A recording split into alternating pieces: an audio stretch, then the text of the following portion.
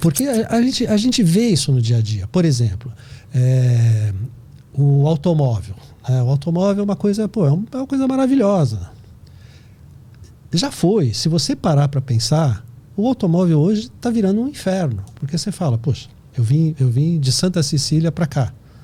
Sabe assim, tem trânsito, é uma chatice. E aí você cai numa mentalidade que eu acho que o pessoal um pouco mais jovem está trazendo isso com alguma força, que é o pensamento da vida compartilhada, né? Onde você fala assim, puxa, quantas horas por dia eu uso o carro? Então talvez eu não precise do carro. Tem metrô, tem Uber, tem aluguel, tem o amigo que empresta. Talvez sei lá, às vezes você tem uma vida que tem que levar o filho na escola, tem que levar a mulher no trabalho, aí você precisa de carro. Mas tem gente que não precisa e tem carro. E usa o carro para ir na padaria, né, na esquina. Então eu acho que se a gente começa a perceber isso e dizer eu não preciso de carro, então eu não vou ter carro. Eu dou muito esse exemplo porque assim, fazem 2 anos e meio que eu resolvi não ter carro. Eu e minha mulher, a gente pensando e tal, falou assim, a gente precisa de carro. Eu moro em Santa Cecília, a 4 ou 5 quadras do metrô. A hora que eu preciso eu chamo um Uber. Quando eu vou viajar eu alugo um carro. Eu falei, eu não preciso de carro.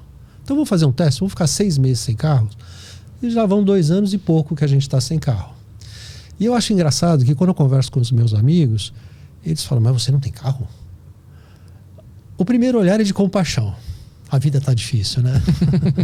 Aí eu falo, não é só isso. A vida até poderia estar difícil, mas não é por isso que eu não tenho carro. Eu poderia ter um carro, mas eu segui a conclusão que eu não preciso de um carro.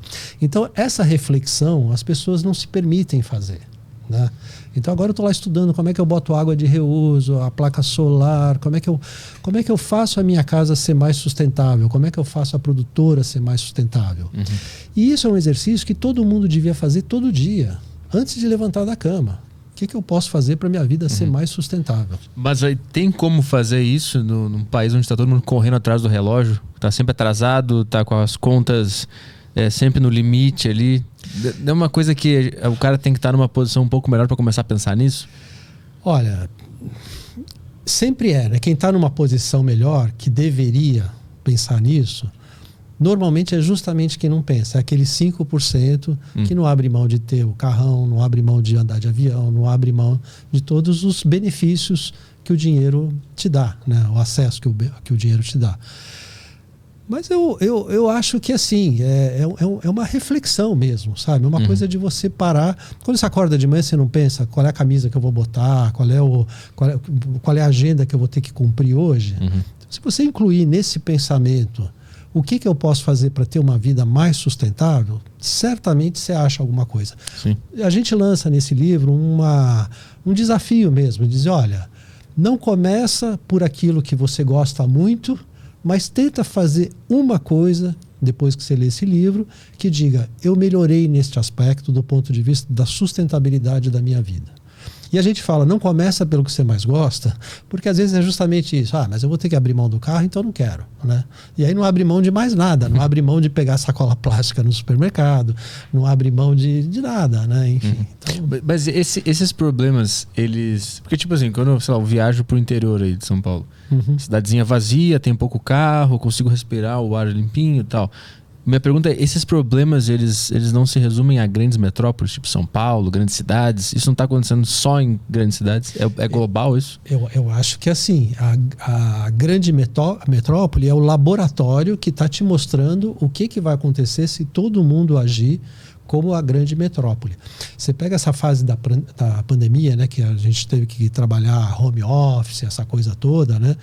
Eu até esses dias vi um publicitário falando, tem gente que não tem nem home nem office, e as pessoas ficam falando de home office e tal. E é verdade, mas a gente percebeu que dá para se deslocar menos pela cidade para discutir determinadas coisas, né? Antes da pandemia, qualquer coisinha, vem aqui tomar um café que eu quero falar um negócio com você. Não precisava nem fazer Zoom, era um telefonema e resolvia essa conversa. Mas aí pegou o carro, atravessou a cidade, parou no estacionamento, fez a reunião, voltou. Então, assim, é esse pensamento simples de dizer, eu preciso fazer isso, né? Não preciso, então não vou fazer. Então eu vou ligar e vou dizer, olha, a gente consegue resolver isso num telefonema, num Zoom, de alguma maneira muito mais simples e vai ser bom para todo mundo.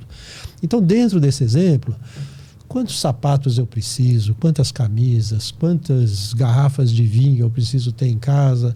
E aí a gente cai numa coisa que é muito subjetiva, que é eu não abro mão do meu vinho, eu não abro mão do meu sapato italiano. E aí não tem jeito, né? Aí paciência, aí tem que encarar mesmo, mas aí paga o preço, né?